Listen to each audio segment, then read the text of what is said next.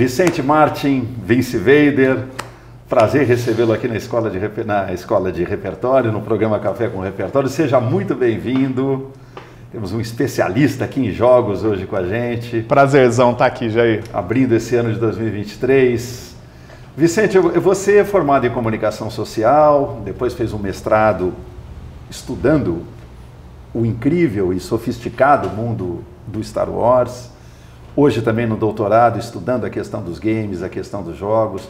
Professor universitário, mas também com pé como consultor. Recentemente desenvolveu um trabalho muito bonito para a Grow, indústria de brinquedos, sobre um jogo de War para os Vikings. Perfeito. Fale um pouquinho de você e por que os games, por que você foi nessa direção dos jogos? Por que você não virou um publicitário de redação ou um executivo de marketing? Quer dizer, por que o mundo dos games te capturou? Eu sempre tive uma paixão muito grande, né, por jogar. Acho que assim, as recordações mais antigas, né, que eu tenho, as memórias ali mais antigas que eu tenho assim, da vida, são memórias com jogos, né? E, obviamente, né, jogos ali, né, de tabuleiro, aquelas peças, os tabuleiros, aquilo lá. Agora, tem um ponto de virada, né, na minha vida, assim, que eu entendo, né, como um ponto de virada, que foi quando eu travei contato com o meu primeiro videogame, né? Era um Atari ali, 1983, eu devia ter 4 anos de idade, mais ou menos. Eu escrevi um livro, que é um livro sobre jogos de terror, que tem essa história no começo do livro. 1985 foi um ano que, assim, 2 coisas mudaram muito a minha vida. Que na minha casa, em Catanduva, né, onde eu nasci, minha cidade natal, chegaram 2 coisas, um videogame Atari e um videocassete. Foram 2 coisas ali. O videocassete, na época, né, ele era uma coisa que você tinha um controle, né? Literalmente, você tinha controle para poder assistir, para gravar coisas, e aquilo foi muito incrível. Eu achei na época, né? Foi mágico, né, ver aquilo lá. E o videogame. Quando ele chegou na minha casa, eu olhava para aquilo e tinha uma pergunta que ficava sem resposta, né? Como é que a gente faz um jogo? O jogo de tabuleiro era possível imaginar como era feito. Você olhava as peças, né? Inclusive, assim, eu me lembro de recortar e fazer ali, né, meus próprios jogos de tabuleiro. O videogame não. E aquilo sempre me encantou muito, né? Eu nunca parei de jogar videogame, tive praticamente todas as gerações de videogame e eu tinha uma curiosidade muito grande, né, de tentar entender, estudar esses jogos numa época em que a gente não tinha internet, o acesso, né, a esse tipo de coisa era muito difícil. Então acho que assim, esse foi um encantamento que eu trouxe comigo. Quando eu fui escolher fazer faculdade, assim, acho que a coisa que mais estava próxima ao que eu gostava de fazer, esse trabalho criativo, era a publicidade. Perfeito. E eu vim para São Paulo para estudar publicidade. E no meio do caminho eu fui para publicidade digital e dentro da publicidade digital eu comecei a fazer jogos para campanhas, que são os chamados advert games.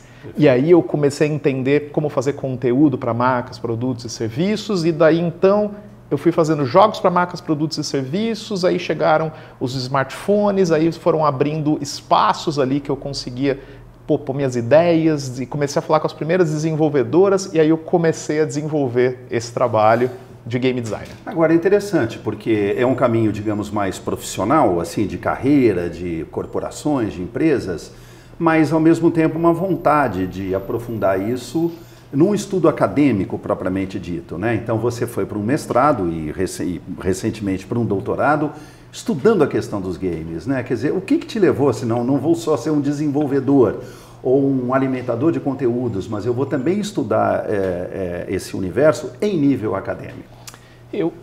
Eu tenho uma convicção assim que eu tenho de que eu acho que a gente nunca, pelo menos assim, nunca deveria parar de estudar. Claro. E eu acho que assim, esse nunca parar de estudar, né, é justamente uma coisa que eu acho que aqui no Brasil a gente não vê com tanta clareza, que é justamente, né, a gente ligar esse pilar acadêmico com um pilar dito mercadológico. Uhum. Né? Existe aí uma separação muito grande, quando na verdade essas coisas deveriam andar juntas. Né? Então, eu assim, durante, né, o mestrado e o doutorado, fiz na área de comunicação e consumo, né, na SPM, As grandes questões não só ligadas aos games, mas ligadas à gamificação, à cultura pop, tentar entender, né, por que essas coisas são tão legais.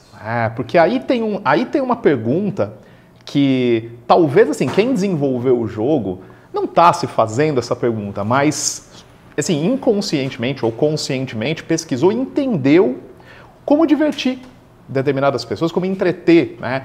E eu, assim, não que eu busque uma fórmula mágica, mas eu tenho uma preocupação de estudar e ver o que as pessoas estão estudando e o que a mídia muda, né? Quando a gente pensa nesse ecossistema, né? Para usar uma palavra bonita, assim, né? Dos games. Vicente, é interessante, né? Porque você foi estudar, o seu mestrado foi sobre Star Wars. Foi sobre Star Wars. E que, embora tenha sido um filme... e tiram embora disso, quer dizer, um filme de grande sucesso, marcou época, dividiu as águas na história do cinema, na história da percepção do que é o lúdico, ele tem por trás dele, você é um especialista nisso, peço até desculpas aqui da minha intromissão, quer dizer, uma sofisticação mitológica, narrativa, simbólica, profunda, né? Bastante. É isso mesmo? Bastante, né? O meu mestrado, inclusive, a grande questão, né, ali do mestrado foi tentar entender como que um produto de entretenimento, né, que no caso é Star Wars, por uma questão de um recorte mesmo ali, também de uma paixão, né, que envolve ali, acho que é importante você pesquisar o que você gosta. Eu sempre falo isso, acho que é importantíssimo, você tem que estudar aquilo que você gosta. E eu tenho uma percepção ali dentro de Star Wars, eu tinha uma inquietação, na verdade, em relação a Star Wars, que era como que um produto de entretenimento, ele vira essa cadeia de produtos e de consumo. Star Wars, ele não é um pioneiro, não foi o primeiro que fez isso. Agora, definitivamente, Star Wars, ele inaugura ali alguma coisa com uma escala completamente diferente do que já tinha sido feito antes nesses termos, né? Se a gente pegar historicamente, histórias em quadrinhos, mesmo outros filmes, outras séries, esses desdobramentos em produtos, a gente já tinha visto isso, né? Uma série que você tinha uma lancheira, uma história em quadrinhos que virava um filme que virava uma história em quadrinhos, isso sempre pareceu ali uma coisa, um caminho natural, né? Indo mais para trás ainda, né? Uma peça de teatro que virou livro, livro que virou filme, né? A gente já viu historicamente isso. Agora, parece que Star Wars, né, inaugura, né, uma maneira ali de você criar assim, uma escala de produtos, uma escala de consumo que é muito diferenciada, né? Inclusive hoje, assim, virou uma fórmula de todos esses blockbusters, né? De toda dessa dita cultura pop, né? Então, e dentro, né, do mestrado, a grande inquietação foi ir para algumas comunidades na internet, tentar entender, inclusive, como que as pessoas produzem, né, aquele conteúdo de fã e que querem colaborar, né, fazer essa cultura participativa, né, o quanto que isso, né, é um pouco uma camiseta muito boa, que assim, que é George Lucas mudou a minha vida, né, e é um negócio muito interessante mesmo, né, você começa a ver. Eu, por exemplo, eu tenho tatuagem de Star Wars, assim, né? Eu tenho o nome artístico, né? Vince Vader, assim. E realmente, assim, isso tem um protagonismo na minha vida e na vida de um monte de gente que definitivamente mudou minha vida, né? Então essa inquietação também foi o que me levou a estudar, né, o entretenimento. E esse trabalho de mestrado, esse trabalho de entender, né, esses fenômenos sociais e de consumo ligados a games e cultura pop, me ajudam muito hoje a pensar o desenvolvimento dos jogos, né? Hoje, como desenvolvedor de jogos, esse é um repertório, né, acadêmico, é um repertório ali que a hora que eu vou para uma reunião, eu estou ali e tal, isso não sai na linguagem acadêmica e chata, lá com citações a BNT, mas vai ali, né? Ela está ali e me ajuda hoje assim, a pensar o produto, vender o produto. Acho que isso é um embasamento muito importante que a gente tem que ter. A gente pode dizer então que a cultura pop já tem o seu repertório, ou ela mesma um repertório, que é importante a gente conhecer esse repertório da cultura pop? Com certeza, né? Acho que com certeza. Eu brinco, né, que acho que quem escreve, né, literatura, acho que não pode se alimentar só de literatura. Claro. Acho que quem faz cinema não pode se alimentar só de cinema. E acho que quem faz game não pode se alimentar só de game, né? Então, hoje mesmo, né, quando a gente começa a ver assim, esses games hoje que fazem um sucesso estrondoso, a gente vê nesses games muito do cinema, muito da literatura. Ou seja, né, game com game dá game. Agora, o game com literatura, o game com cinema, o game com música, né? E aí a gente começa, eu acho que o game, né, como produto de entretenimento, o game como parte de uma indústria gigantesca, ele tem ali na raiz dele esse repertório. Esse repertório, né? E é interessante você colocar essa questão porque é uma conversa, uma abertura dialógica, uma transversalidade, né? O game conversando com a literatura com o game, com o cinema e assim sucessivamente, né? Vicente, quer dizer, claro, né? O game você tem uma coisa, mas também tem um caminho que o encontra, que é o caminho dos jogos, que vai ser um tema que a gente vai explorar um pouco mais para frente, porque os jogos vêm de outra direção, né? As cartas, os tabuleiros, enfim. Mas especificamente sobre os games, quer dizer, isto hoje é um mercado, Vicente? É uma indústria. É uma indústria. Acho que assim, é importante... No mundo todo, eu queria que você falasse um pouquinho disso, quer dizer, qual é, vamos dizer assim, entre aspas, o tamanho dessa indústria no mundo e no Brasil? Quer dizer, ela é uma possibilidade, inclusive, de trabalho para as novas gerações? Acho que sim, né? Hoje, a indústria, né? A gente quando fala de indústria de games, acho que é importante, assim, separar, né, o que é. Por exemplo, quando a gente fala de indústria de games, a gente está falando de videogames, né? A gente está falando de jogos que hoje são jogos de computador, de console e os jogos de celular. Tá? A gente está falando desse universo. Tá. Essa indústria hoje, segundo um relatório de um instituto que é holandês, que chama Newzoo, a previsão para o final de 2023 é que essa indústria ela corresponda a 220 bilhões de dólares. Né? Essa é uma indústria de 220 bilhões de dólares mundialmente. Uma coisa importante disso, metade desse faturamento, exatamente 50%, corresponde hoje à indústria de smartphones e tablets. Né? Então, se essa indústria hoje ela é de 220 bilhões, metade dela é porque nós temos hoje os smartphones extremamente popularizados no planeta e, segundo essa pesquisa, aproximadamente metade da população do planeta joga algum tipo de jogo, de videogame. Né? Metade da população do planeta. Aqui no Brasil, especificamente, dados também dessa pesquisa Newzoo e dados da pesquisa Game Brasil, que é uma das fontes mais confiáveis que a gente tem. Pela Abra Games, não é isso? Não, existe uma pesquisa da Abra Games, né, que também é uma pesquisa excelente que você tem. Né, a pesquisa Game Brasil é desenvolvida pela Silks, né, que junto com a Go Gamers. O Brasil hoje ele corresponde, né, dentro desse faturamento de 220 bilhões de dólares, o Brasil ele tem ali uma participação de aproximadamente uns 2 bilhões. Né? É pouco, se a gente for pensar globalmente, mas é um número que hoje sinaliza alguma coisa para um futuro, já que não é uma indústria que historicamente ela foi desenvolvida aqui no Brasil. Né? Normalmente compara assim, mas Canadá, Estados Unidos, Coreia, Japão, mas são mercados assim que há 30, 40 anos atrás são mercados que já estavam desenvolvendo, né? Já estavam preocupados com isso. O Brasil ele começou a entrar numa rota de produção de videogames muito por conta de plataformas de smartphone também, de lojas da Apple, de lojas da Google, onde você começa a ter ali uma facilidade de publicar e distribuir mundialmente sem ter uma amarração ali de uma distribuição física. Né? Então, hoje é uma indústria mundial, sem dúvida alguma, assim, é uma profissão a ser seguida.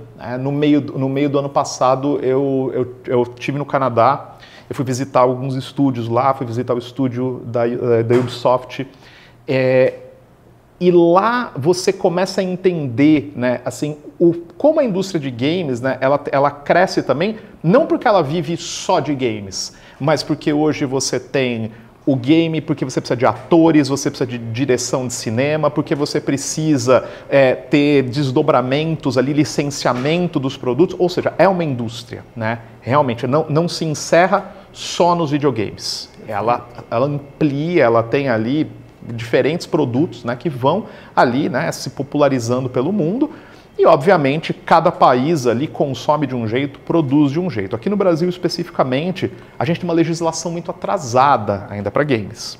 A gente tem poucos estúdios grandes aqui no Brasil. E que são estúdios que, por conta de um mercado que não está tão plenamente desenvolvido aqui, tem um foco de desenvolvimento muito para mercados internacionais. Né? Mas a gente tem as grandes empresas de games aqui no Brasil, tem escritórios aqui, escritórios de marketing, de eventos, né? Então assim, mas é uma indústria, trabalhar com games é uma profissão, seja desenvolvendo, seja gravando conteúdo. Isso que eu ia te perguntar, quer dizer, dentro da indústria de games, quais são, assim, de maneira bem resumida, os caminhos profissionais que você tem nesse ambiente? Não, é uma pergunta boa, porque normalmente existe é uma comparação como com cinema, né? Pô, vou trabalhar com cinema, né? Vou fazer faculdade de cinema. Tá, mas você vai fazer o quê? Você pode ser de som, você pode ser de luz, você pode ser de direção, você pode ser do marketing. Então, os games hoje, né, como indústria, eles carregam também essa mesma conotação. Na década de 70, 80, fazer um game era um exercício de 2 pessoas, 3 pessoas. Tá? Hoje a gente já tem uma cadeia de produção. E hoje trabalhar com games, você pode... Dependendo, obviamente, assim, do tamanho do projeto, você pode escrever o roteiro do game, você pode trabalhar com diálogos do game, você pode ser um redator de games, você pode trabalhar fazendo a arte do game, uma arte que talvez seja em 3D, uma arte que às vezes seja realmente pintada, ela seja ali 2D, mas né, com uma finalização ali artística. Você pode programar games, você pode trabalhar com sonorização de games, trilha sonora para games, marketing de games. Então, se a gente entender como indústria, a gente vai chegar, né, justamente em uma indústria que hoje ela consegue congregar diferentes tipos de talentos para criar produtos para públicos bastante plurais também. Tem isso. Claro. Que nem eu falei, o jogo de smartphone, se a gente andar por uma cidade igual São Paulo, você vai ver que assim, no ponto de ônibus, na fila ali do banco, as pessoas das mais variadas idades ali, classes sociais, estão ali provavelmente olhando uma rede social, jogando um jogo. E você tem pessoas que estão jogando jogos extremamente sofisticados no computador, e tudo bem, porque esses diferentes públicos são os públicos que formam justamente essa indústria. Essa indústria dos games. Vicente, você tem já há algum tempo uma participação como professor universitário, de cursos de graduação, inclusive, né? Assim, há uma demanda, quer dizer, assim, os jovens, estudantes, etc. É uma questão, eles colocam isso na cabeça, olha, eu posso fazer isso, isso, isso, e a indústria de games, quem sabe, pode ser uma opção. Porque é muito interessante, e essa é uma questão para nós aqui do Café com Repertório, né? Que eu gostaria que você também desenvolvesse.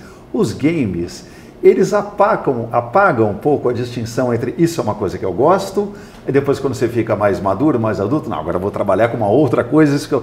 Os games, de uma certa maneira, colocam essa possibilidade. Eu gosto disso e eu posso trabalhar com isso também. Como é que você sente isso dos jovens e esse interesse? Sei que agora você vai começar um trabalho como professor também na PUC, aqui de São Paulo, num curso de graduação exclusivo de jogos. Quer dizer, como é que tem sido, como é que você avalia esse interesse da juventude por esse universo? Eu acho que a paixão que as pessoas têm hoje por jogos não é diferente da paixão que eu tinha quando era criança. A questão é que hoje existem ferramentas e existe um conteúdo para você conseguir materializar esse tipo de coisa, né? Quando eu, por exemplo, entrei na faculdade, não existia uma faculdade de games. Claro. Não existia. Nem as disciplinas de games, né? De maneira alguma. Não, de maneira alguma. Não tinha, né? Hoje tem, né? Hoje você consegue fazer uma graduação de jogos digitais. Hoje você consegue, por exemplo, se formar em marketing e ir trabalhar com games. Hoje você consegue se formar em engenharia de computação, em ciência de computação, e você consegue programar games. Então, eu acredito que justamente por ser uma indústria, né, hoje você consegue, as pessoas de assessoria de imprensa, de jornalismo, muitas pessoas dessas estão indo trabalhar com conteúdo para games, repórter de games, pessoas que terminam um curso de cinema e audiovisual e vão trabalhar com produção audiovisual de podcasts, de programas ou mesmo de jogos, né? Então, eu acho que hoje, quando a gente olha para essa geração, existe uma possibilidade. E aí vem uma coisa importante, né, também, que é aí que eu abro, né, as aulas sempre com essa provocação. Assim, eu não gosto dessa palavra, mas é uma provocação. que assim, a partir do momento que você vai trabalhar com games, virou trabalho. Virou trabalho. Claro. Então, assim, é legal jogar, é divertido jogar, ficar horas jogando, trabalhar com isso é um trabalho. Tá. Como qualquer outro. Como qualquer outro trabalho. Como qualquer outro trabalho. Então, assim, vai ter dias legais, vai ter dias não tão... Terá projetos incríveis, terá projetos não tão incríveis. Eu acho que vale um alerta, né, também. Existe um pouco aquela coisa idealizada de que eu vou entrar no mercado e já vou produzir aquele game gigante. As pessoas farão muitos jogos pequenininhos primeiro. Talvez elas comecem fazendo esses adver games, jogos talvez para treinamento empresarial, sistemas de gamificação. Talvez assim, as pessoas comecem, mas assim, o que não impede você de partir para outros projetos, né? Então, eu sinto uma empolgação muito grande, porque eu acho que o game é uma coisa muito presente. E tem um apelo, né? Claro, tem um apelo, né? Venha trabalhar com games, já tem um apelo de saída, né? Eu acho que assim, o game, ele... Eu acho que tem uma proximidade muito grande, apesar de que, se a gente for parar para pensar, talvez a primeira ideia seja uma proximidade muito grande com o cinema, né?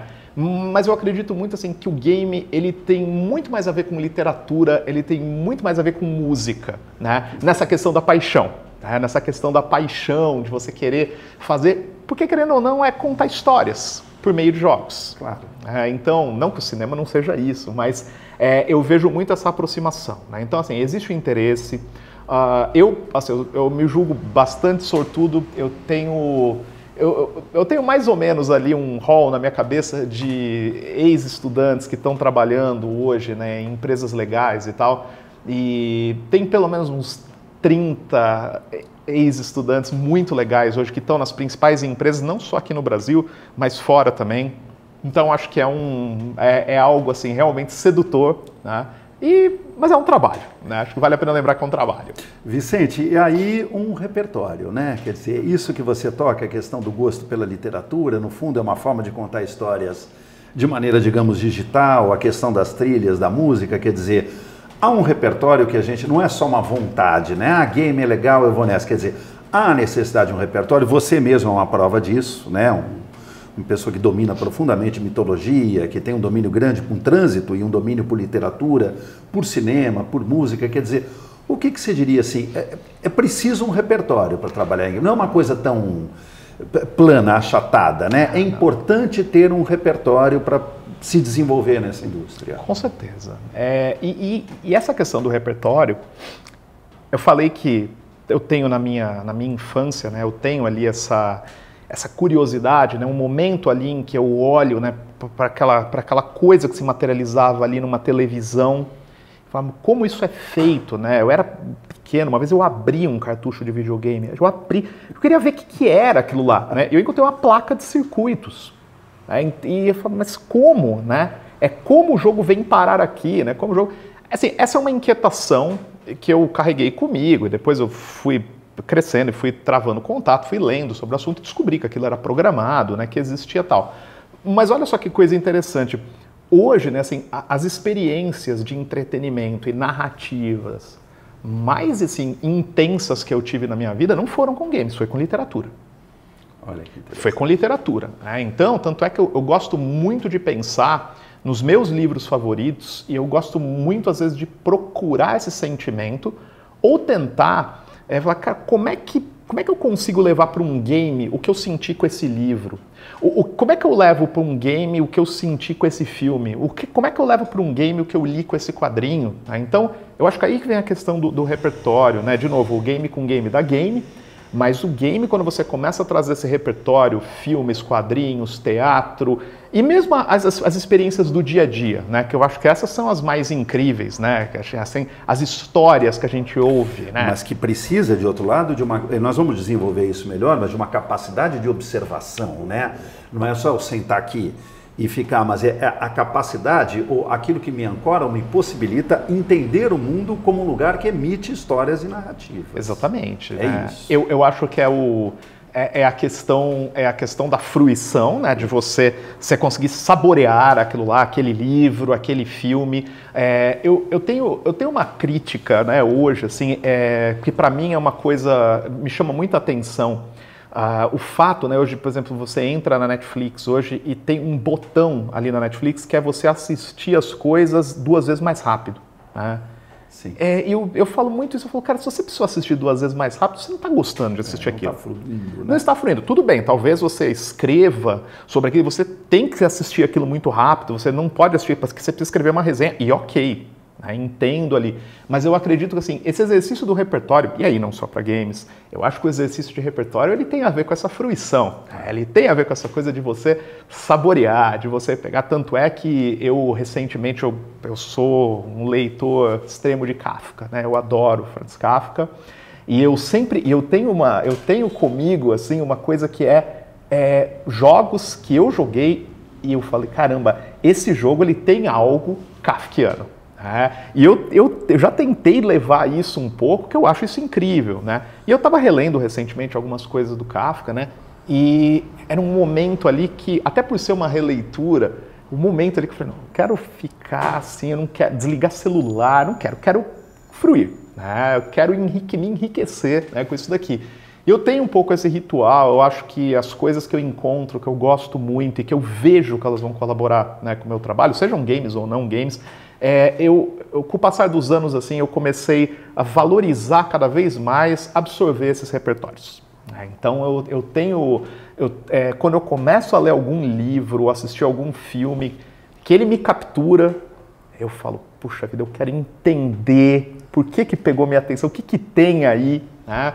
Que não tem uma fórmula mágica, obviamente, mas ele sempre vai ser um repertório a partir de um repertório, de um repertório, de um repertório, e isso é que eu acho muito rico, né? E trazer isso para os games é muito legal. Muito bacana, claro, sem dúvida. Vicente, são 6 livros, né? Que eu publiquei? Sim. São 6 livros de games. Estudando os games. Estudando os games. E os livros também, você tem alguma coisa sobre pedagogia, sobre gamificação, jogos em empresa? Enfim, sobre o que versaram esses livros? São 7 livros, na verdade. Durante a pandemia, eu fiz um livro digital. Foi durante a pandemia. Eu tive um arroubo um dia, assim, eu falei, preciso escrever alguma coisa, pôr umas ideias, aquele tempo sobrando ali, e em uma semana eu coloquei. Os livros, cronologicamente, tem um primeiro livro que eu escrevi em 2012, que é o Ludificador, que são ideias básicas de game design para um público brasileiro. Porque isso também foi uma coisa que eu sempre tive uma questão muito grande com isso. Boa parte dos livros que eu comecei a ler quando eu comecei a me interessar por esse mercado são livros que vinham traduzidos. Sempre foi muito difícil encontrar. Hoje, não mais, mas ali nos idos de 2005, 2006, 2007, era muito difícil você encontrar livros de game design, e em português já era difícil, e com um viés mercado brasileiro, mais difícil ainda. Mais difícil ainda. Então eu fiz é um livro pequenininho. Inclusive, quem quiser baixar Ludificador, é só jogar no Google, tá de graça para baixar no Google, tem o livro inteiro lá para baixar. E eles é um livro com conceitos introdutórios para game design, com alguns casos que eu participei. Jogos tabuleiro, jogos para tablet que eu desenvolvi. Aí depois veio Doses Lúdicas, que é uma coletânea de textos que na época o Leonardo Trevisan me convidou para escrever textos semanalmente no site dele, e eu fiz uma compilação desses textos, lancei como um livro.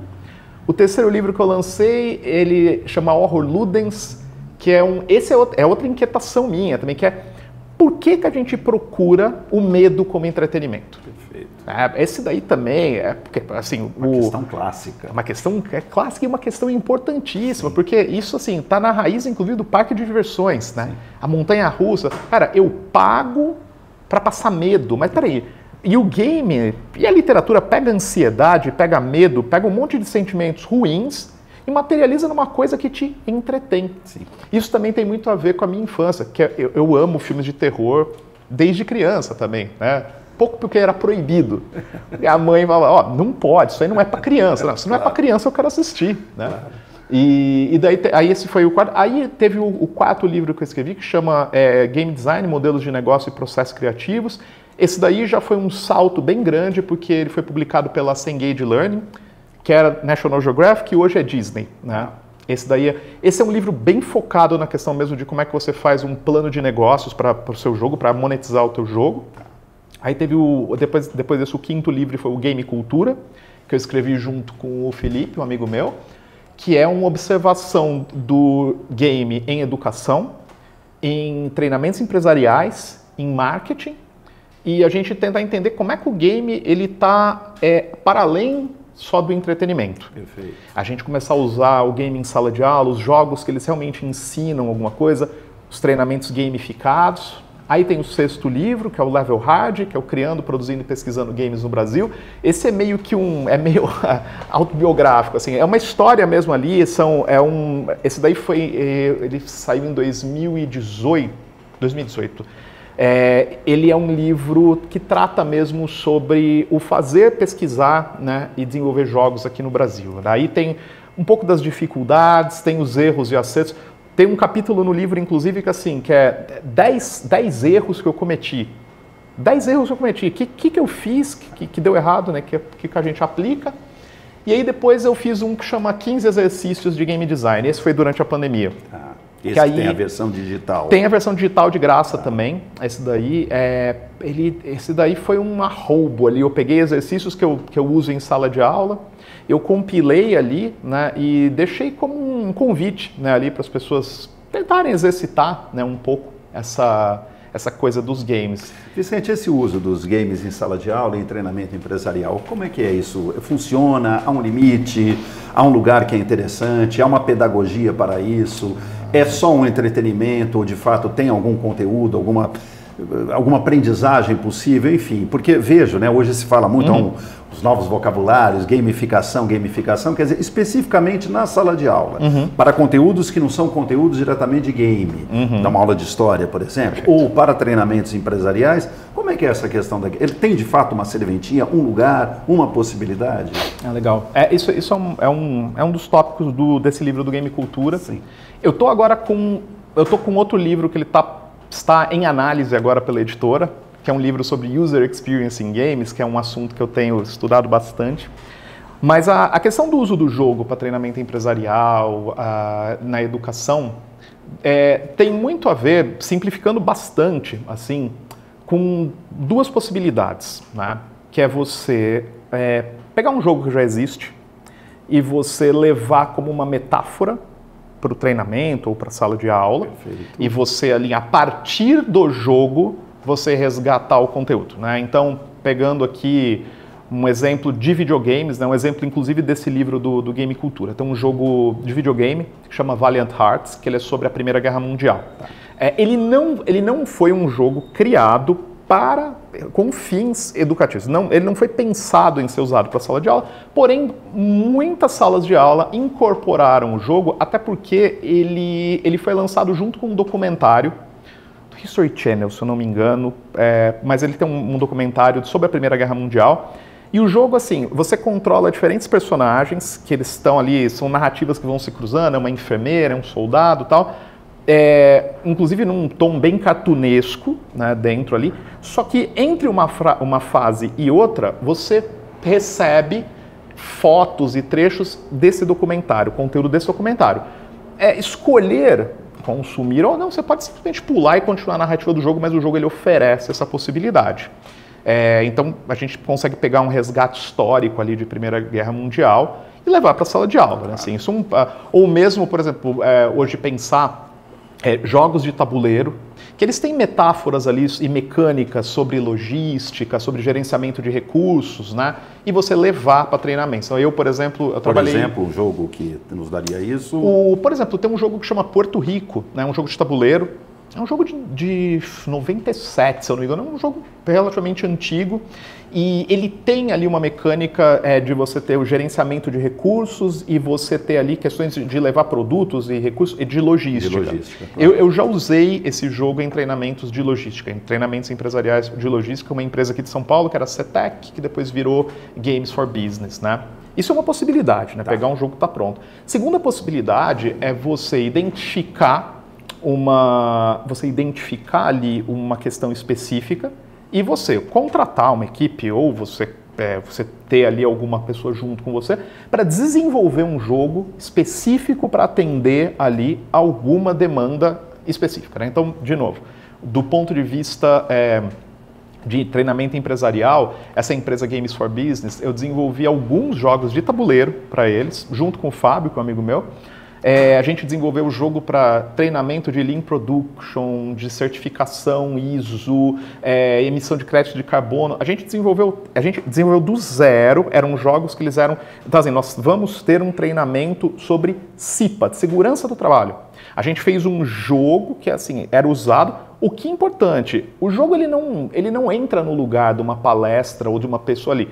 Continua existindo a palestra, continua existindo. O jogo ele entra como uma imersão, como um complemento, né, àquilo lá. Do ponto de vista educacional. Foi durante a pandemia também. Isso foi desenvolvido aqui na SPM junto com o pessoal de sistemas de informação e de publicidade.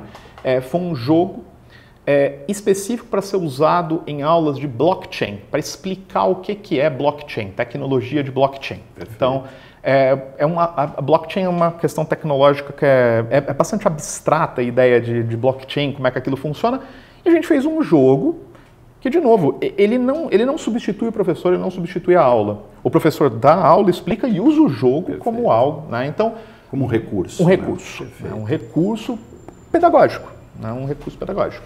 Vicente, para baixar nossos trens de pouso, recentemente você fez um jogo para a Grow, para as indústrias Grow, um jogo de War. Perfeito. Sobre os vikings. Bom, primeiro a pergunta é o repertório atrás disso. Quer dizer, você foi a mitologia viking, a história dos vikings, os caminhos de navegação dos vikings, a tipologia humana dos vikings. Como é que foi essa pesquisa? E como é que virou um jogo? Quer dizer, é um War especificamente do mundo viking. Como é que é a pesquisa, o repertório, a construção de repertório para montagem de jogo? É um jogo de tabuleiro. Aí, voltamos sempre à minha infância e os games. Eu cresci jogando War. Uma coisa meio, já que falamos de literatura, meio Marcel Proust. Total. Existiam as Madeleines, mas para você são os jogos. São os jogos e, de novo, eu tenho essas lembranças muito fortes. E o War também, eu cresci, né? O War completou recentemente 50 anos. A versão de 50 anos do War, eu fui convidado para fazer a mecânica especial também. Eu fiz agora o War de 50 anos, a Grow também me convidou. E a Grow me chamou em 2018 para uma reunião. O Ângelo Marim, ex-estudante aqui da SPM, ele foi trabalhar na Grow, me convidou um dia e falou, nós temos um projeto aqui que eu acho que te interessa. E eu peguei e fui lá conversar com eles. E eles apresentaram para mim e falaram, olha, a gente quer fazer... O War já tinha feito algumas versões que não a versão clássica, né? De países ali e tal. Já tinha sido feito um War Império Romano, já tinha sido feito um War mitológico. E eles falaram, o produto é muito bom, o produto é muito icônico.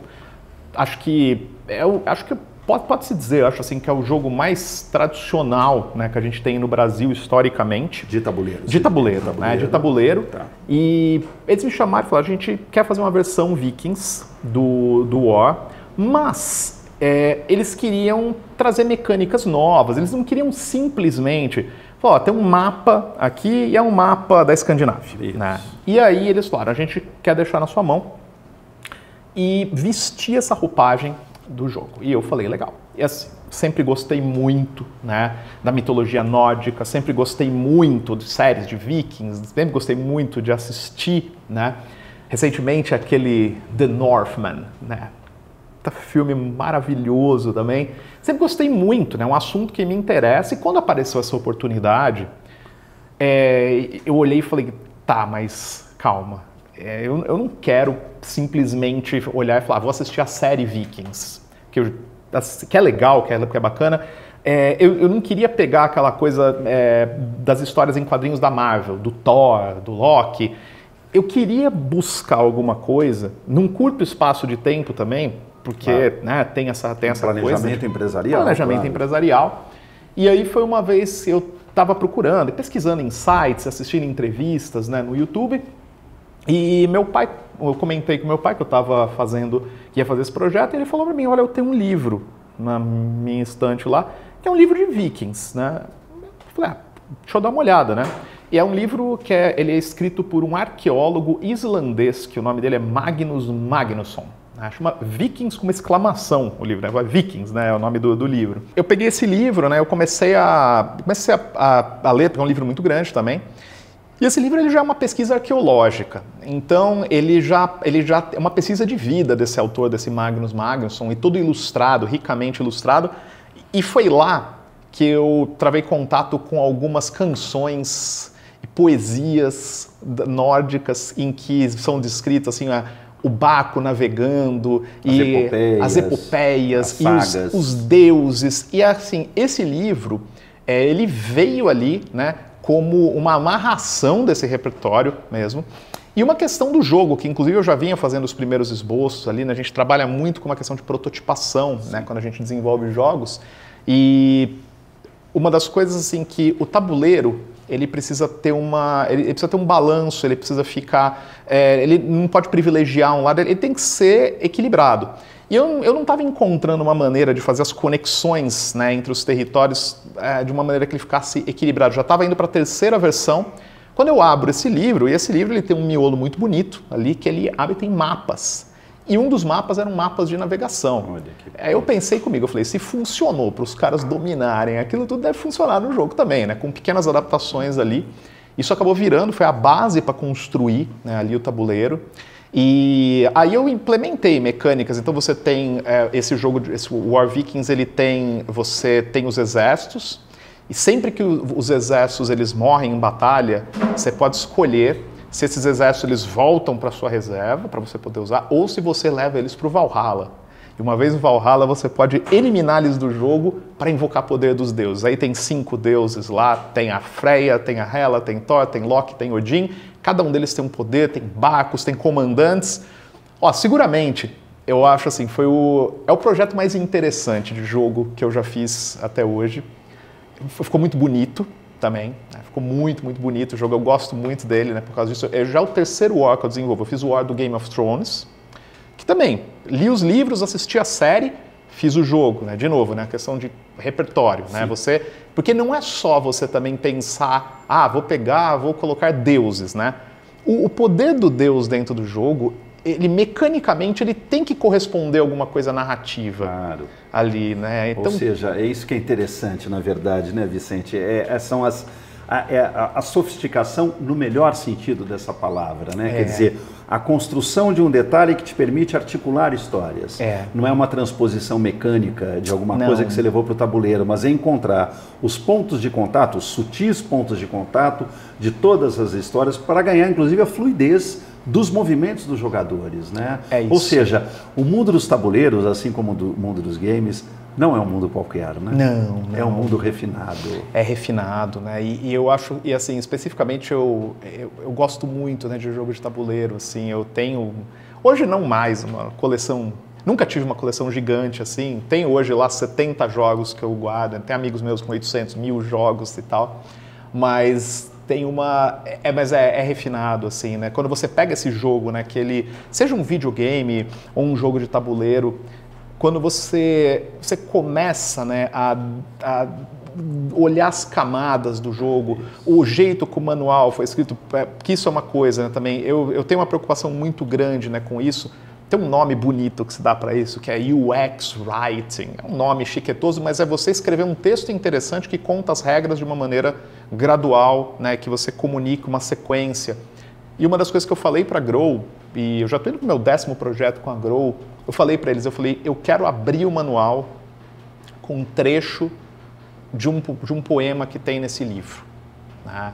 Falei que eu li, assim, que é uma mãe que o filho guerreiro ele está indo para o mar, ele está indo para alguma coisa, não disse se é uma batalha, se ele está indo conquistar um território, mas ele está indo e a mãe fala, olha, então que os deuses te guiem, e é uma cena ali que eu acho muito cinematográfica e eu não sei se as pessoas tiveram essa percepção, mas eu quando estava escrevendo, é como se essa pessoa, né, essa mãe nórdica, ela tivesse assim, empurrando ali o barco para o cara entrar no jogo. E ali você começa a ler e aí você virou o comandante do exército viking ali. Né? E trazido tudo isso na forma de um poema. Na forma de um poema. E assim, se você parar para pensar, acho que, eu não sei assim, se alguém que leu o manual chegou a isso, mas está lá. Está lá. Né? Tá lá. A possibilidade dessa leitura está dada. O fato, eu acho assim, de uma empresa que nem a Grow, dá assim, a liberdade criativa de colocar esse tipo de conteúdo, trazer esse repertório,